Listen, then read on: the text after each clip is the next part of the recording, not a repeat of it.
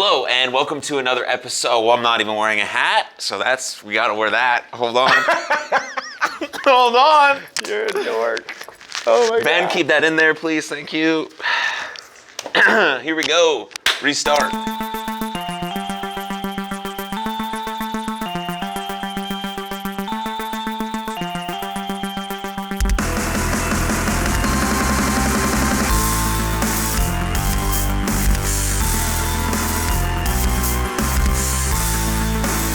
Hello and welcome to another episode of Jaxon Talks. Everybody, with me, your host, Jaxon Stone, and we are currently in Elite 5 Tool Baseball Academy's facility at their gym location place. AKA Training Lab Performance. AKA Training Lab Performance. We'll get into all of that, don't worry. Totes. But I'm joined here today by someone I recently just met, but I've started to get to know pretty well, and I'm excited to have him on the pod. What's up, Scott? How are you? Hey, man. Don't answer that. Wait, I said, how are you? Don't answer that yet. Okay. All right, I won't answer it. Not yet. Okay, so yeah, Scott Reed.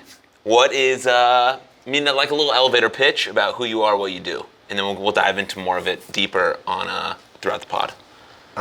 Okay, so pretty much, my name is Scott Reed, and I believe in fitness. I like to lift weights and do other physical activities and stuff. Yeah. Yeah, that's pretty much it. Cool. I like to help people from time to time as well. I think you like to help people more than you talk about, but Tell them that. that's I do. I like that's that. what this podcast is about. Yeah, totally. But you're a sports performance coach. Yes. In basically a nutshell, but you do online training, you do personal training, you do group training, and you have your own kind of performance lab. Yes. So cool. Yeah, it's a lot of fun. It's a lot of work and fun. How long have you been in the fitness industry? Jeez. I started officially, actually legally, I guess you would say, because it is technically illegal to impersonate a trainer. Similar like it is to a doctor, but nobody cares because you're not a doctor. Oh, really? It's a true story.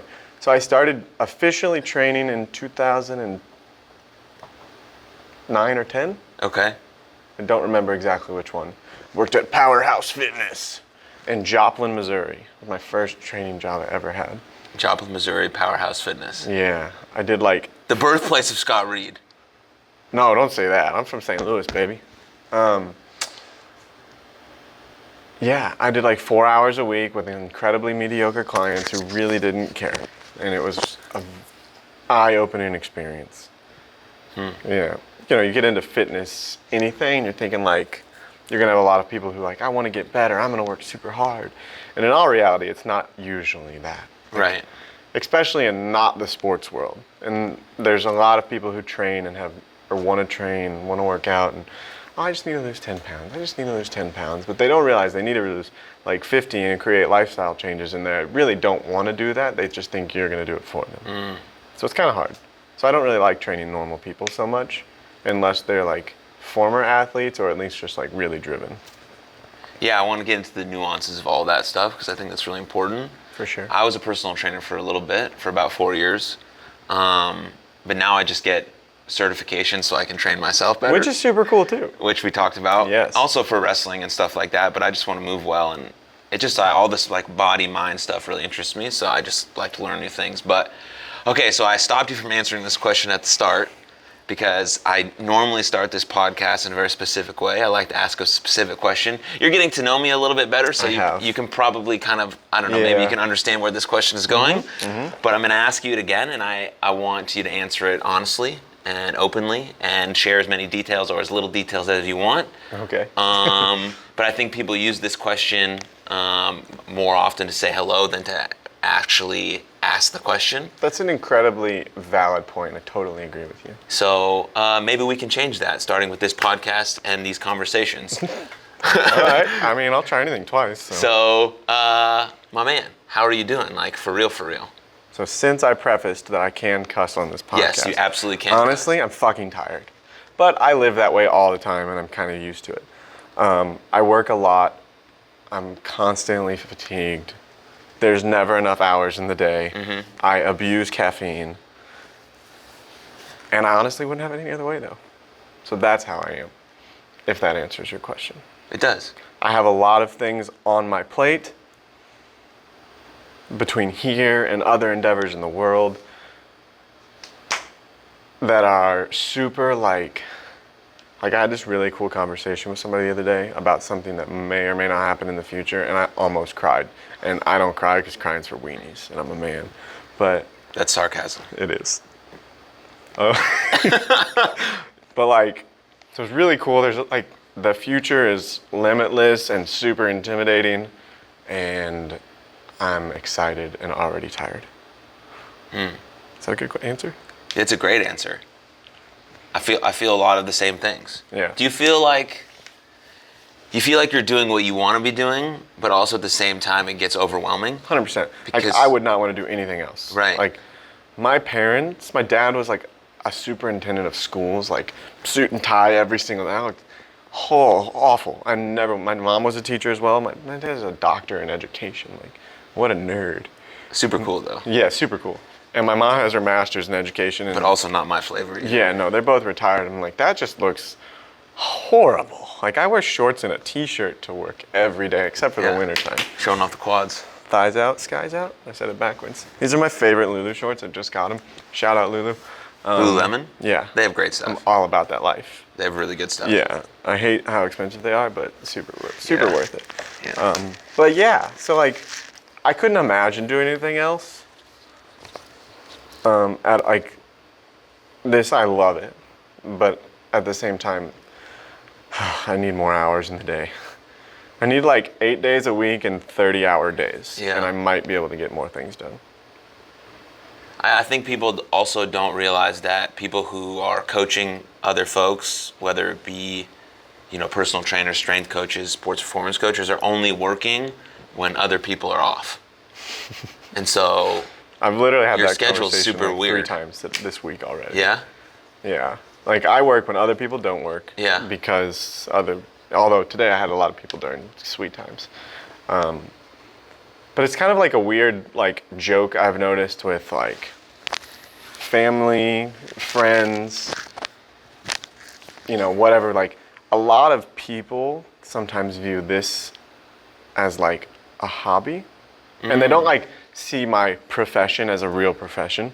It's like, oh, dude, you just like hang out in the gym all day. I'm like, yeah, but like I also work hardish too.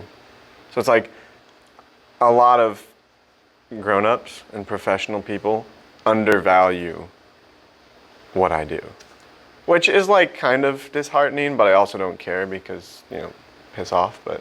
Why do you think that is? Because I kind of got that sense too when I was working at gyms. Yeah, it's a big thing. Like, well, because you're not like, even though like I personally think I know a lot more than like a physical therapist. This is all not like really true. I've heard almost everything, so I've had to rehab everything, and You've hurt almost everything. yeah, like everything on my body from about here down. So you've rehabbed yourself. Yeah, a lot. Well, I've been through rehab protocols. Like on most things, I've had to do my self-rehabbing protocols off of, I hurt my right shoulder before. This one feels the same. I better start doing what they did there. I kind of have a torn ACL right now. I don't know if it is anymore. It was. Like, did the ACL test and that thing like, whew. Oh, And now it doesn't hurt anymore. okay.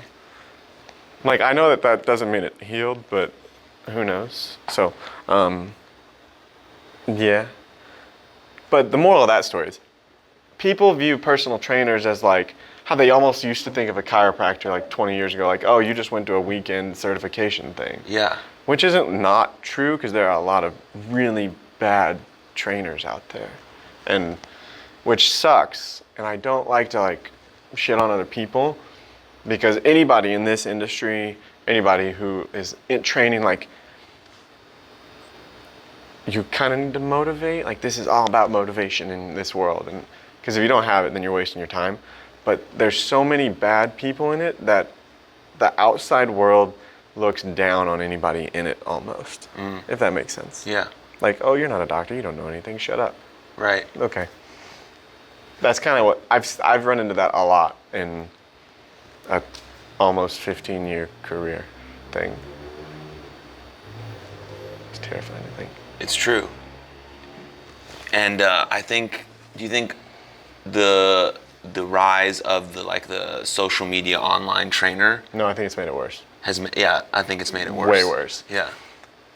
Because you can't really check someone's credibility there. Yeah, like if you have a lot of followers, or if you just, like, I am terrible at videoing things. Like, I don't know how to edit anything. I don't know what right hashtags to use, blah, blah, blah.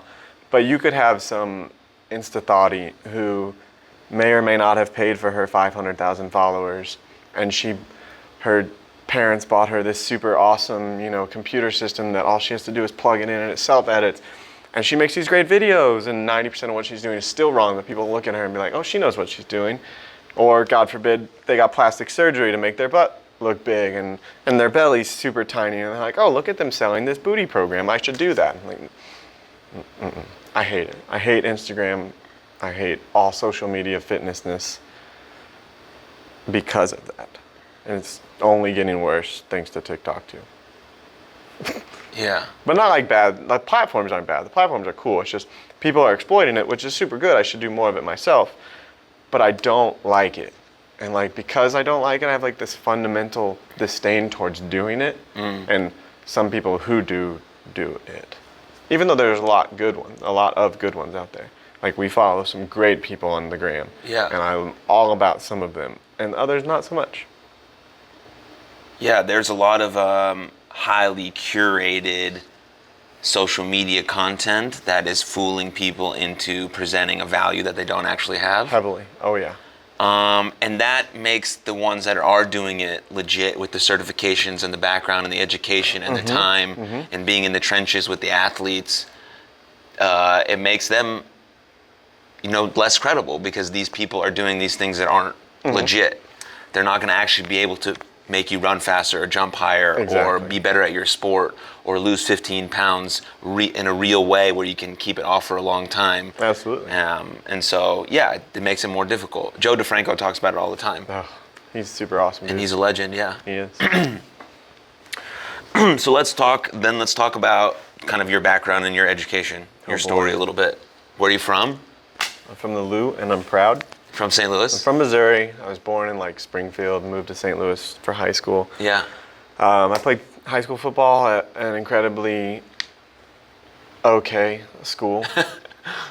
Random fun fact, I was offered a scholarship to be a cheerleader. That's cool. I should have totally taken it. I was a cheerleader in high school. It was a lot of fun. But I turned it down to be a walk-on at a different school to play football. Okay. Probably not the smartest decision, but it's what I wanted to do, so I did that. I went to school at Joplin, Missouri, Missouri Southern State University, home of the gigantic tornado that tore us up in 2012. What's up? And 2010, sorry. And I studied kines. Yeah. And have a minor in business or something like that. That's important because you're running a business. Yeah. And in all reality, if you are going to go to school and have any aspirations towards the fitness industry, you should probably get a degree in business and not fitness.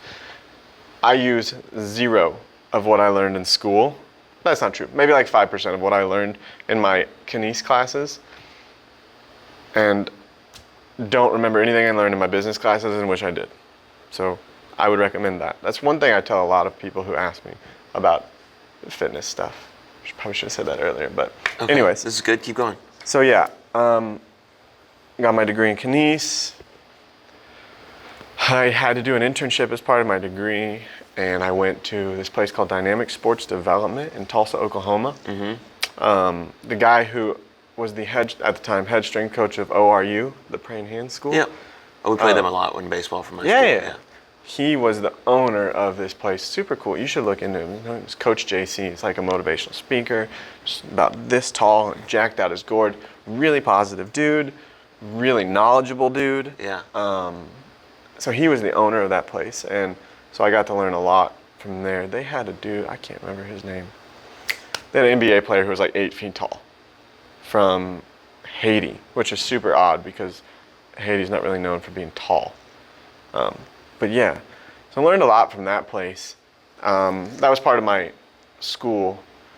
Went back, finished up school, moved down to Texas, because I don't know if you've been to Missouri, but it's Missouri there, and I don't like it very much.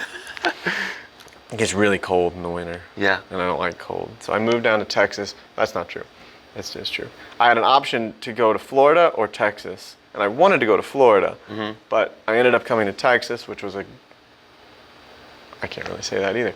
It ended up being a good move because the place I was going to go in Florida ended up shutting down like 6 months later. Oh no. Which, oddly enough, that's exactly what happened when I got here. But thankfully, so I worked at Velocity Sports Performance, which used to be a big name, and it's not anymore. It used to be a big game, yeah. Yeah, it was like the name in sports performance.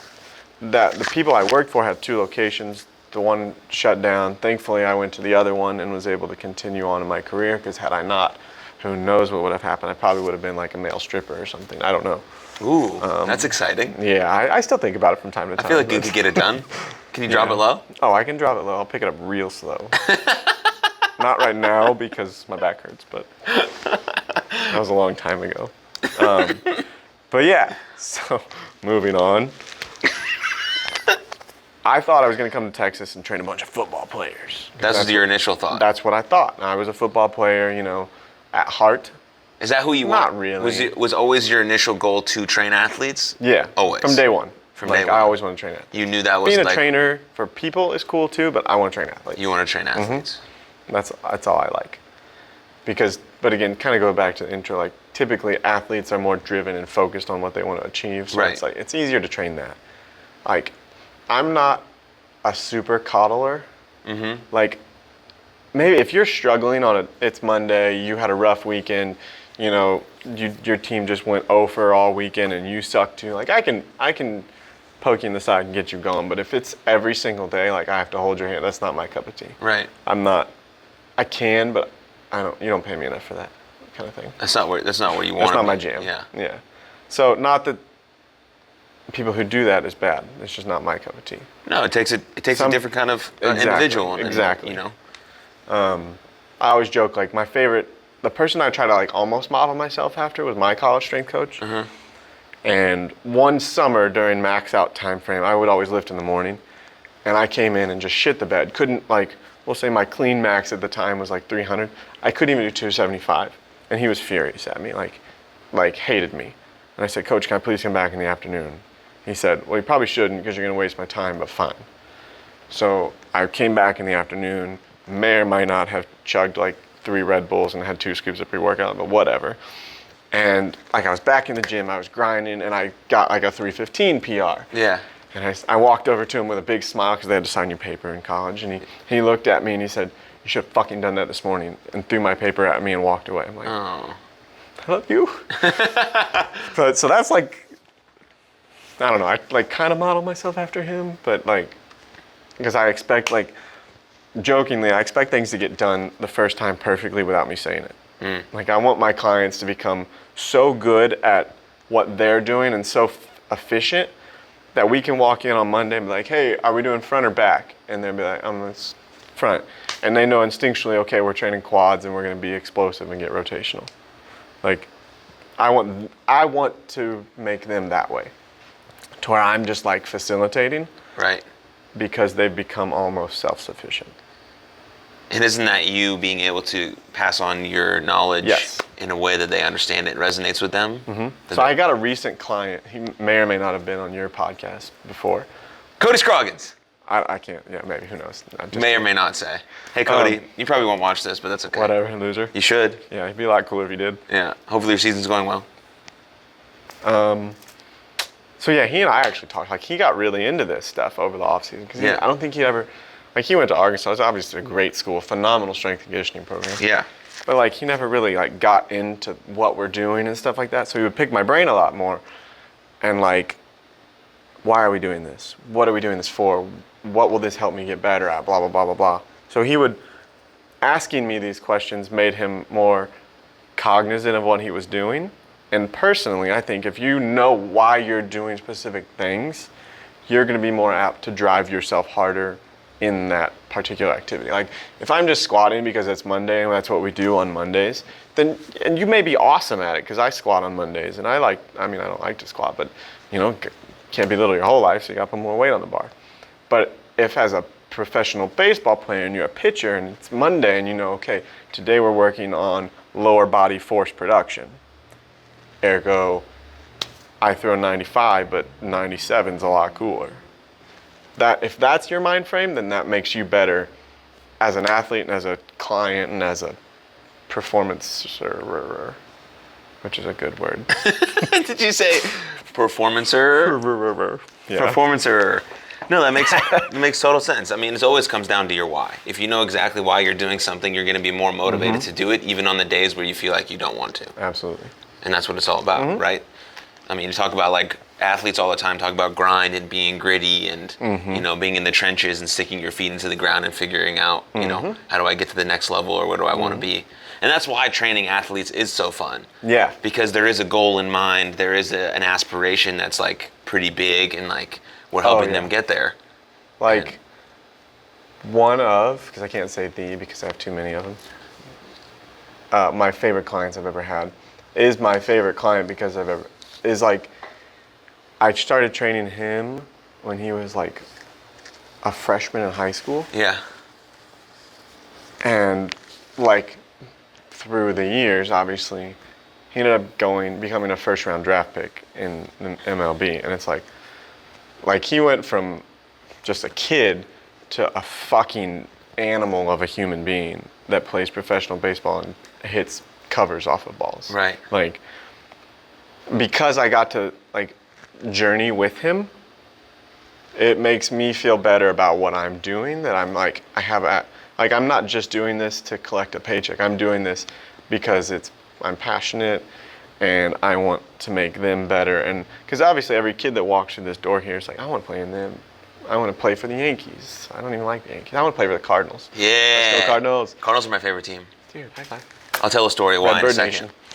Did you hear Albert Pujols might come back to the Cardinals? I know, I saw he got released by the Angels. I am not sure if I really want that to happen. No, we do. But I do love Because Albert. He's think a great about guy. if he comes back to the Cardinals, finishes out this year, plays next year, maybe one more season, ends his career as a Cardinal, only playing for 2 teams, goes in the Hall of Fame with the Cardinals hat on. That's a valid point. That's what we're talking about. Even though the GOAT has only ever played for one team. Yachty. What? Yachty? Yachty. Yeah, GOAT. Yes. Hey, Anyway. Yachty, if you want to come on my podcast, just send me a DM. Yeah, you could say hi to me too. That'd be cool. We'll figure it out. Yeah, we'll talk. Have your people call my people. Yeah, so go ahead. I don't know where I was. Oh yeah, training these kids. Yeah, I'll circle you back. He was my favorite because of that. I wish he played for the Cardinals, but he doesn't. That's okay. But he's like on the edge of being in the league, and it's like I want it so bad. I can't imagine how they feel. Yeah. Like, I don't even play baseball, and I just like I want him there so bad. It's really cool for me. Like, it hits me in the feels that I don't have because I'm a man. Anyways. Yeah. What's your favorite athlete then or what's your favorite sport to train for with a person, with a client?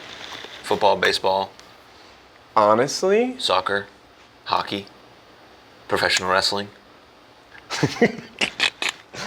so it's actually a tie, but it's a tie because they're kind of like very, very similar. Obviously I like training baseball because of the nuances of training. Like in football, it's a lot of just meat and potatoes. Yeah. Which I'm a big fan of meat and potatoes. I don't eat vegetables anyways. But You're a big meat and potatoes lifter. oh yeah, super duper. But baseball and volleyball. I love Volleyball is my favorite I sport. interned with the volleyball team when I was doing super my cool. strength and conditioning stuff at school. I love watching, like when the Olympics roll around, that is my favorite thing to watch. They're because it's fantastic just athletes. freak of natures. They're 800 feet tall. They jump through the roof, and the amount of power they put on a ball is terrifying. And they move so quick in this amount of distance. It's dude. phenomenal. It is probably, in my opinion, it's like the purest display of athleticism. I've trained a handful of volleyball players. Chick that went to Florida State, beach volleyball. Nice. 2 of them that went there. One chick that played at Campbell University. It's like a lower level D1. And I helped with a girl who played at South Carolina Sweet. Beach. I've seemed to navigate towards beach. I don't know why.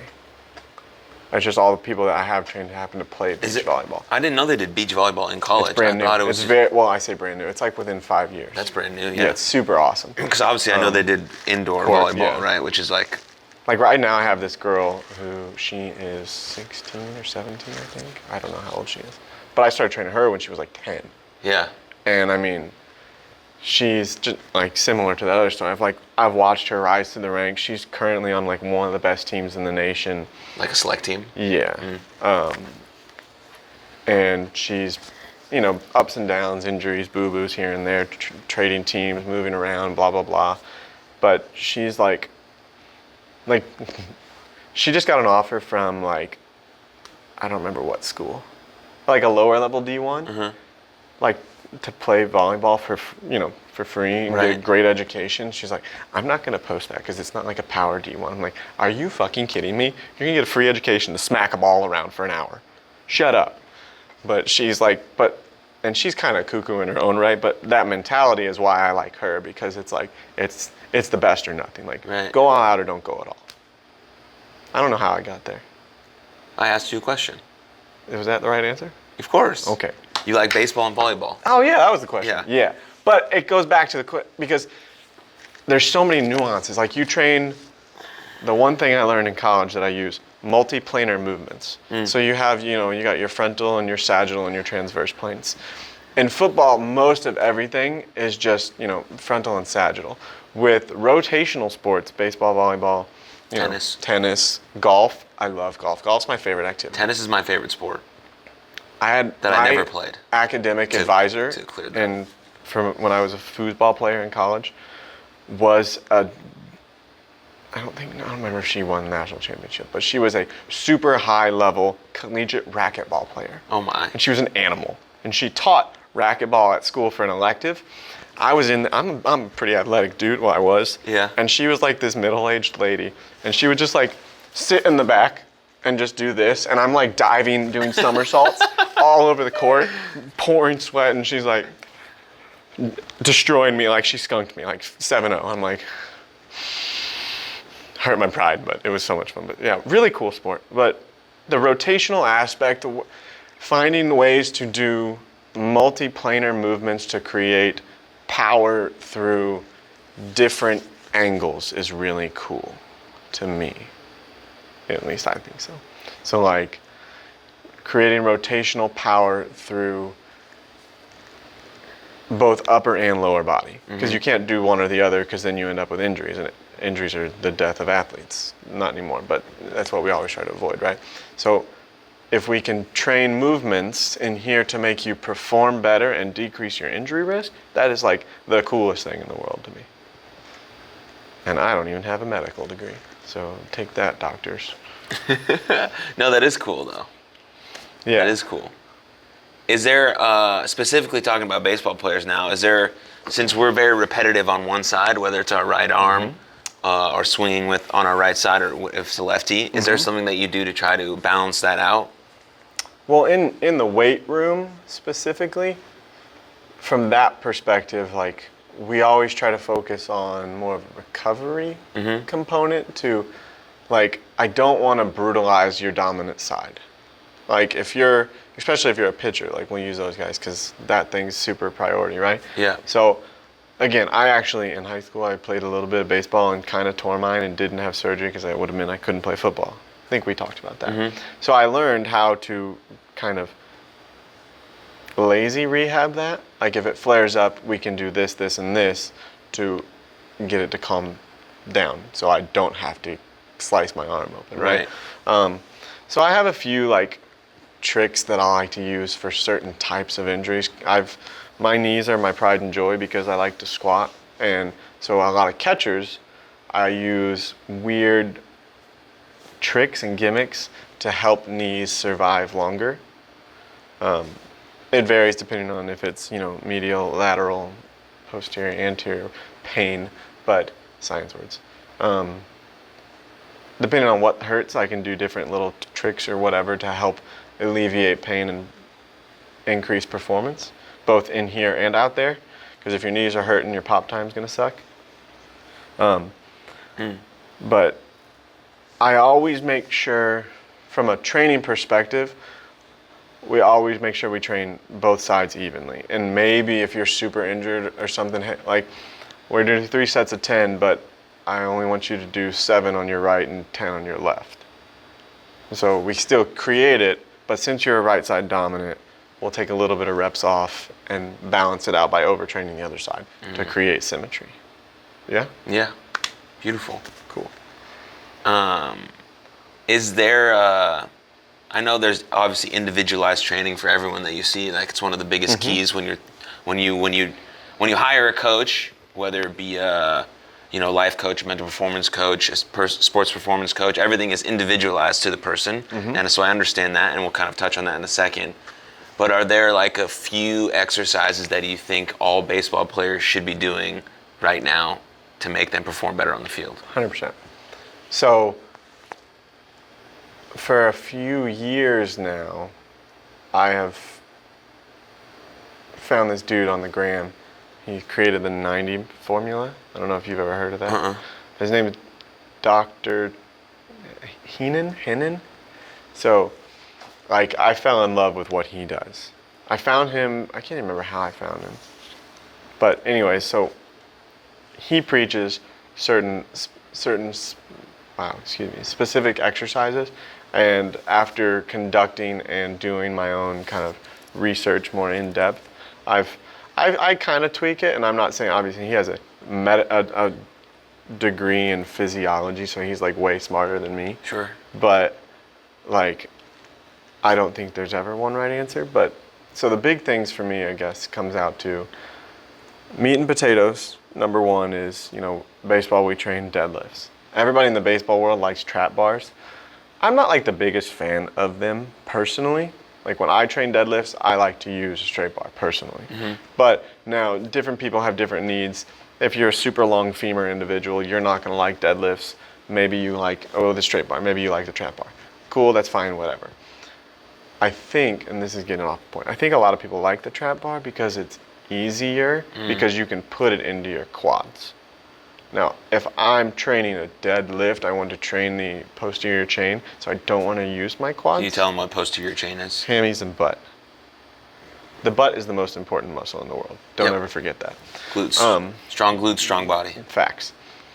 So deadlift, any variation, you can go trap, sumo, traditional, whatever. I don't care. That's the number one, in my opinion. From there is where we break it off into some nuances. Unilateral leg power and lunges, step-ups. He preaches heavy barbells on lunging. And like? Front, back. My personal favorite, which I don't have right now, but I have used in the past, is the safety bar, like the yoke bar here. Yeah. Oh, super awesome. In a perfect world, I would like Hatfield lunge till the cows come home. And I don't know what that saying means, so we could be doing it for a while. Are you a forward lunge guy or reverse lunge guy? Tomato, potato. Either doesn't matter. I like them all. I don't like tomatoes, but I love potatoes. I think technically speaking, we should do reverse because of the muscle activation is a little bit more on the posterior chain, and fires a little bit more than glute. Yeah. The drive phase, but at the end of the day, I don't really think it matters too much. As long as you're doing unilateral power development. Now, those are my lower bodies. And unilateral just means working one side at a time. Yes, even though technically when you're lunging, you are still working both at the same time. Right. But we talk about lunges as like a unilateral kind of movement. Just want to clarify. Good question. Going from there, you see the upper body movement that they preach is pull-ups. I don't really know. He wants you to do like your body weight, like body plus your weight. And I'm like, that's cool. That's really hard. I think I like inverted rows a lot. Not to say that the brain capacity for a lot of youths is a little easier to comprehend an inverted row, I think, than a pull-up. Yeah. And a pull-up is a pretty hard movement. It's really hard. It's very challenging to a lot of people. I like weighted pull-ups. You have to train to get there. Yeah. So like a lot of people I have, like I'll use 2 clients I have specifically right now. They are both 17-year-old high school players. One is a is a field player and one is a PO. PO is pitcher only. Yes. The PO is a little overweight. He's very powerful, much more powerful than the Position player? position player, but overweight, so he can't do pull-ups, whereas the field player can. So I'll use a lat pull. A lot of people like to shit on the lat pull as it doesn't train pull-ups correctly, but I think it actually does if you just know how to apply it appropriately. Application is the key to anything, and I think a lot of people, like if you're, that's not really going to help you if that's how you're on the lat pull machine. But if you're putting yourself into a specific position and attacking a specific muscle group with a specific purpose, it's going to transfer over eventually. Yeah, because the movement patterns are very similar. Well, they can be if you do them both right. If you do them right, yeah. But a lot of people don't view that as the same thing to me, and it's like, well, you're wrong and I hate you, but okay. Yeah. So, whatever. But anyways, I have this problem. I should have warned you. I don't remember where we were. I remember everything. Good, because I'm lost. Did I answer the question? Yeah, you did. Okay. I was just asking if there's kind of a set of workouts or a set of exercises that you would implement in kind of everyone's routine, even though that everyone's needs are different and everyone's individualized. The one other thing I personally love doing, which baseball, it's super taboo, is overhead training. People are afraid a lot of sports are afraid to train overhead because they think they're going to hurt their shoulder. And in all reality, if you're only going back to multiplanar movements, if you're only training a horizontal push and you're never training a vertical push, you're going to put your shoulder at risk for injury if you ever find yourself in a vertical position. Right. So I'm not saying we're going to push press 300 pounds for a baseball player, but I might do a circuit where we do some form of a dumbbell shoulder press, an Arnold press, or maybe a lightweight barbell press. Right. Supersetted with another heavier or dynamic chest exercise. Mm-hmm. So we're still getting a lot of functional purpose, but now we're creating a much stronger shoulder because we're training multiple angles attacking the shoulder. Right. Right. This is like one of the most mobile joints in the body, and to only think that I can train it one way and to only train it one way is super irresponsible. It's limiting also. Very. Mm-hmm. Like I like the one where you have here and you hold one up. Yeah, super awesome. Because people all the time do the farmer's carry walk with the thing up here. So what's the difference between that and just adding a little press? It's a great question. Because you're also getting some stabilization on each side as well. Yes. So big fan of those. Yeah, and you're not; those aren't meant to go heavy. No. And so you're still keeping your shoulder safe. It's kind of like a Turkish get-up, like having 2 torn rotator cuffs, 2 dislocations and a sublux in each shoulder. Turkish get-ups are a shoulder rehab activity. They're amazing. And that's literally, let's stick my arm up and see if I can keep it up while I stand up. Right. Oh man, that sounds dangerous according to baseball players. No. It's one of the best exercises. Super awesome. Yeah. But again, it's how can I maintain while creating rotation and safety through my shoulders, range of motion, right? Yeah. And so I don't know. And I don't have very good shoulders because of all my injuries, but I can accommodate myself through other means. But yeah. That's good. Baseball players, listen. Shout out. What else you got for me, homie? I could talk all day, dude. Yeah, no, I like it. It's good. You just got to get me going. Yeah. I want to talk about what you're doing. What am I doing? Yeah. Oh boy. All the stuff that you got going. Like personally, like athletically, or like lifely? Either one, either or. Okay. We'll go with the easier one. Okay. Athletically. So I do jujitsu. Yeah. That's why this thing looks weird. I'm like okay. I'm incredibly above average. You had a couple fights recently. I did. It was a lot of fun. As an athlete, I like to compete. Mm-hmm. So jiu-jitsu is a fun thing that I can compete at. It's like a mano-a-mano kind of thing, which is cool. So I train that. I teach a little bit in that. It's like a weird hobby of mine because it's really strange. It's like I can't describe it. Some people like it, some people hate it. It's really just one of those things. I really don't even know how to describe jiu-jitsu. People often call it aggressive cuddling or trying to fold clothes with somebody in it. And it's like, that's exactly what it is. But so I do that for funsies, which sounds horrifying, but I do that for funsies. I guess from a weight room perspective, my current mission, and this is to show kind of a strength coach's mind frame, but it's also sport specific. I do Olympic lifting, which is my favorite thing in the world. Can you also just explain what Olympic lifting is? Olympic lifting is the snatch and the clean and jerk. So, two things that I love, but two things that I do zero with my athletes because high risk of injury, high level of efficiency in movement, and there's way easier ways to train it. So these are hold on. We're going to pause on that. I want to double click on this Olympic lifting thing for a second. Okay.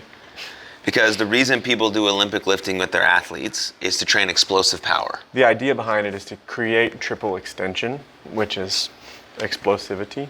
But again, the reason I don't do it, especially in baseball, because doing a snatch can be super dangerous for your shoulder. So snatch encompasses doing an overhead squat, which your hands are really wide on the bar, and you do an overhead squat. So while previously having kept that wide grip and yanked it from the floor to the overhead position. So there's a lot going on there. It's a very complicated, highly technical. Like movement.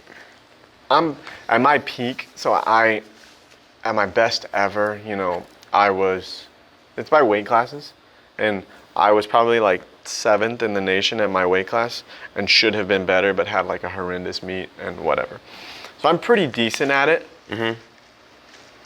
But and I'm a really good, I have a handful of people who compete in it. I have a small team, which I'm doing that this weekend, and it's like pumped and not pumped because I'm going to be out there all weekend long coaching.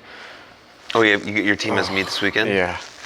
It's exhausting as a coach. Like that's the hardest part of being a coach, in my opinion, because there's so much involved. Because it's like I have to manage each individual lift. We have to time our warm-ups perfectly to appropriate it so when it's our turn to go on the platform to the actual competition stage, we've warmed up in the back and we're not making a too big of a jump or a too small of a jump to put ourselves into position to make sure we can make appropriate increases on weight after we're onto the platform. It's super annoying and it makes my brain hurt sometimes. That's intense. Yeah, it's a lot of work. So it's going to be an exhausting weekend. Well, good luck. I hope your dudes crush it. Man, 2 of them are females. And your ladies crush it.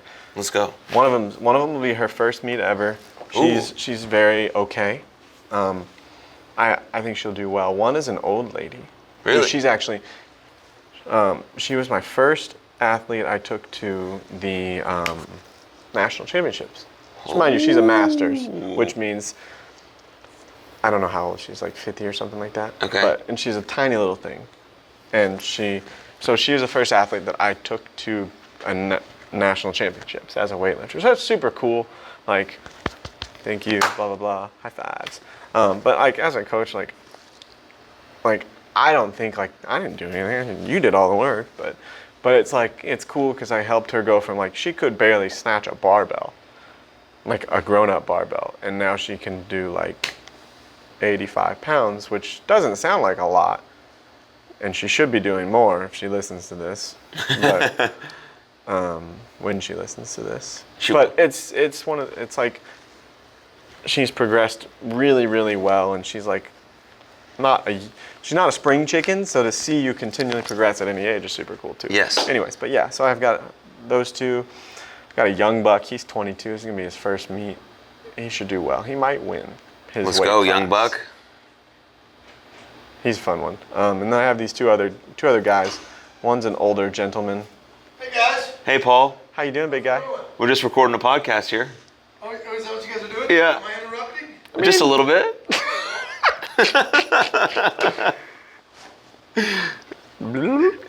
Anyways. Where was I at? Anyway, yeah, so I have these two guys. One's pretty good, one's Best not. trainers in the game, baby.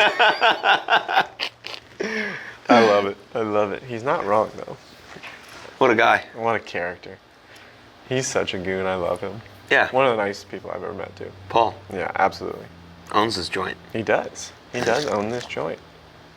It's a big joint. It's like, how big is this facility? It's huge. Altogether? It's like 50,000 square feet. There's like 15 cages. Yeah, there's a lot. There's like a full-blown Major League pitcher's mound. Yeah. A really nice gym with like 5 racks. Yeah, it's cool. Pretty good stuff. It's a really Anyways, badass place. so you got a big meet this weekend. Big meet. Super excited. Already tired. Hence the intro. It'll be a lot of fun. I can't wait. All right, so now we got to circle back. Oh, God. I'll reel you back in. But I'm Okay. pretty good at this. Thanks, man. I need help. So I paused you while you were talking about what you're doing specifically to That's right. touch on Olympic lifting, and athletes train it for explosive power. Unless you're an Olympic lifter, right? You're very good at that. That's like your sport. Yeah. But Which other it is a athletes, sport. it is. I don't know if I call it a sport, but I'm good at it, and it's in the Olympics, so I guess it's a sport. It's a sport. It's more like But a heavy activity. Other athletes, football players, baseball players, soccer players, volleyball players, some coaches designate those in their workout regimens for explosive power. I personally think that's not the right way to go. I would agree with And I don't do them for myself. I used to do them.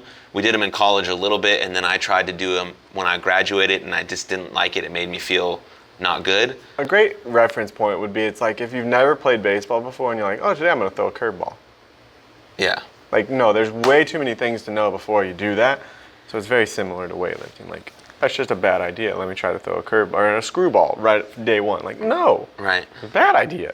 So what exercises would you implement for explosive power to try to generate the same kind of results that those would if you were a top level lifter? The foundation of everything I do in the weight room is based off of the French contrast method, Yeah. which basically means heavy lift, dynamic movement. So lower body power, lower body explosivity.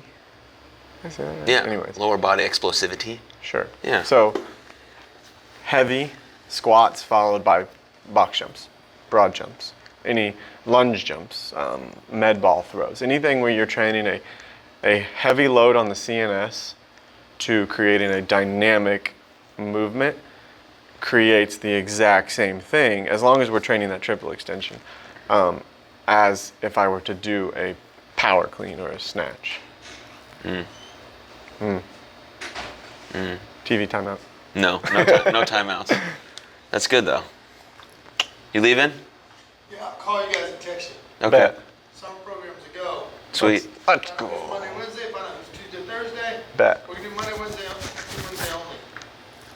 Pardon me? Text me. Yeah, it sounds good. Cool. I guess Scott and I will be working together for a little Sweat my mind. high school performance training Let's deal. go. That's I'm awesome. pumped. I love the summertime. This episode will come out in June, so it'll be perfect release for it. What's today? Today's May 7th. When's it going to come out? Like 4 Is weeks. today May 7th? Yeah, 4 weeks. Wow. Does it take that long to edit? No, I just like to record in advance because Okay, no, it's super cool. I post a podcast every single week, which is kind of stressful. Oh, dude, I can only imagine. And so I like to make sure that I have some ready to go. Super good. I'm already looking forward to listening to this. It's gonna be awesome. Okay, so you're performing a heavy, some sort of lift, squat, deadlift with then an explosive movement, or just squat and then explosive? No, it can be any lift. So people talk about, when people think about explosive training, they always think about lower body and jumping. But I'll do the exact same thing on an upper body. So this rack right here is a great example. I don't know if you can see these bands over here.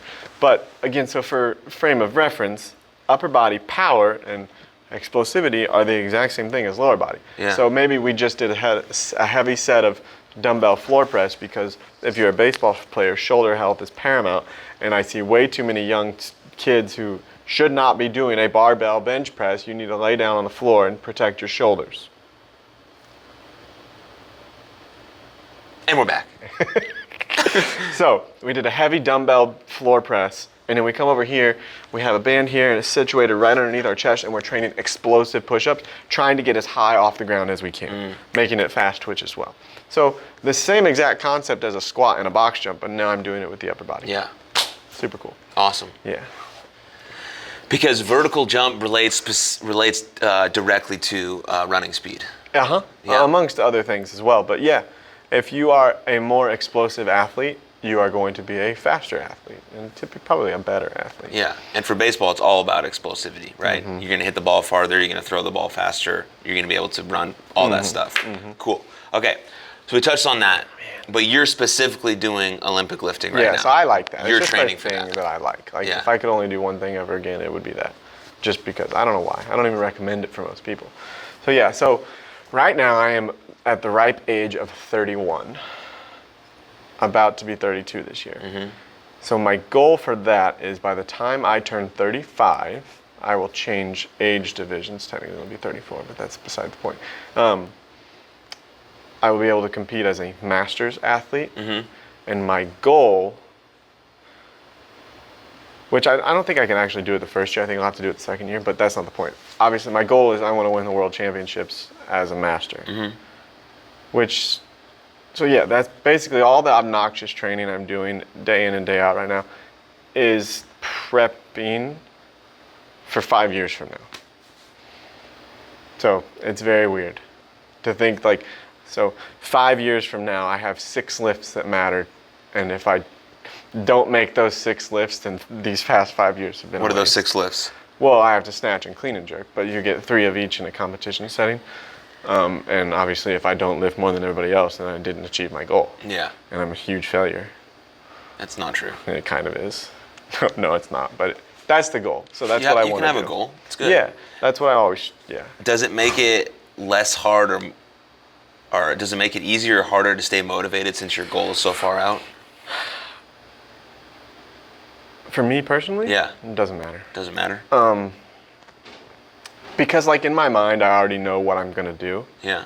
Like it's already gonna happen. Like there's not really a doubt that I'm gonna do it. It's just, man, I've got to train myself to get to the point where I'm gonna do it. Does that make sense? Mm. I don't know if that makes sense at all, but that's kind of how my mind works in that area. Like I have already decided that when I turn 35, I'm gonna go to the World Championships and win, and I'm probably gonna have to lift weights that I've never lifted before. Which is kind of odd to think that I'm 31 right now, and in 4 years, you know, people think of strength as a young man's game or a young person's game. Not that I'm old, but like it's odd to think that I'm gonna get old and be stronger, Yeah. right? But you know, Mama didn't raise no bitch, so you know. Sure. Sure. Yeah. Okay. Good. But yeah, that's what I'm doing. That's what you're doing. Yeah, and then I have other random goals that I want to do. Like I want to deadlift 700 pounds and lunge like 400. And Yeah. Random stupid activities in the weight room, but that's neither here nor there. Well, I guess it is here, but not there. It will be here. Yeah, probably over there. Yeah, in that corner. The Where it first says squat rack. where it says compete every day, Yes. or it says outwork your talent. Yeah. Yeah. Either way. Yeah. Yeah. Over there. Cool. So do you have any? We're wrapping up here. Okay. I mean, we don't have to. We're gonna do a part 2 Oh, sweet. since we're gonna be working together. I can't wait. We'll like talk- after the summer and how How all our- these athletes become just freaks. Yeah. How Sweet. our sessions went, how our performance I'm thing really went, excited about that. how you're doing in your weightlifting. I mean, I'm already jacked and shredded, so it's like I'm Yeah, fine. I'm pudgy, so. And I got the sweet new mullet. You so, do. You do. you know, I need a haircut, but checking that out. I'm going to Mexico in a couple weeks, and I'm waiting until right before I leave. Mexico. Okay, so what would you say right now to an athlete who is kind of stuck?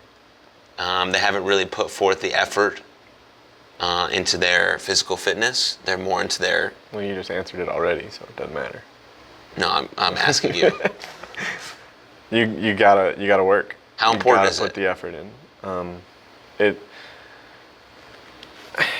I'm biased because I'm a weight room junkie, but it is the be all and the end all.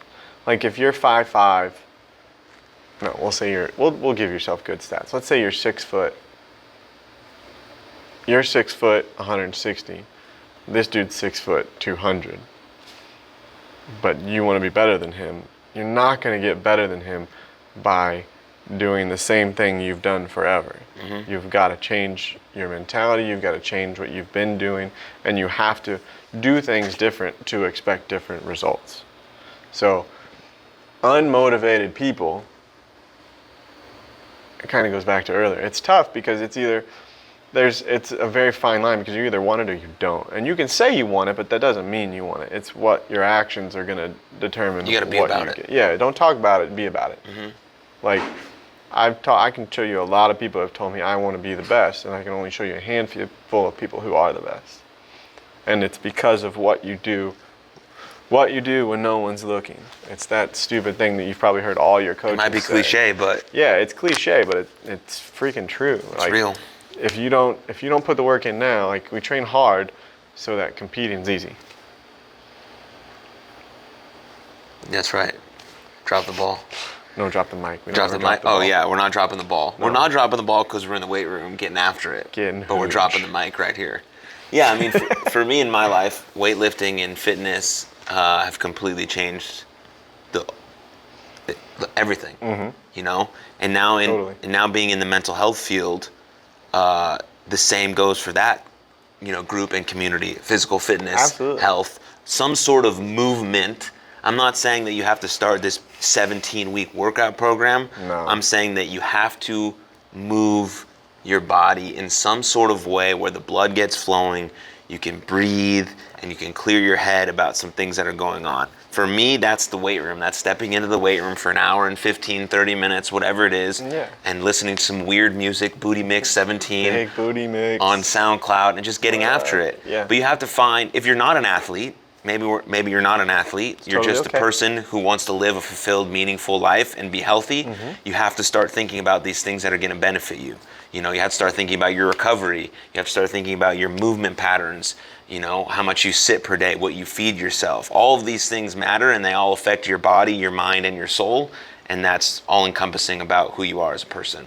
So that was a long-winded statement. Preach, brother, preach. But I could, I mean, people who listen to this podcast know I could talk about this for days. But It's true. it's important, and I think I value you enough, and you should value you enough to want the best for yourself, and that's having a plan, a movement plan, recovery plan, all these things, a plan for your mindset, you know, support system, all these things that are going to add benefit to your life and make you the best version of you, which is all that we want, right? And whatever that looks like in your life, that's just what I want for you and what you should want for yourself too. So that's all I got. You got any closing thoughts?